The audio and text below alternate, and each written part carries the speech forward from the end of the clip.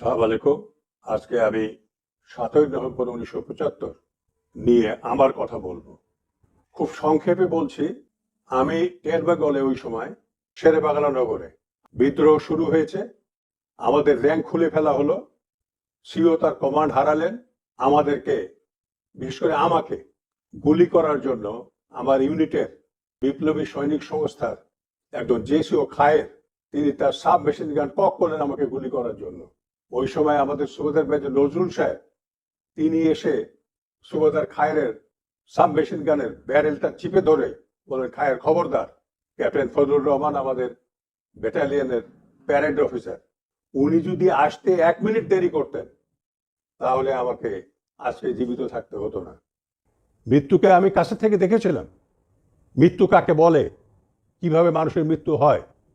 সেদিন মৃত্যুকে আমি দেখেছিলাম কাছের থেকে। এর জবাব কে দিবে? হাইকোর্টের ব্যারিস্টার সাহেব দিবেন? স্বাধীন মালিক সাহেব দিবেন?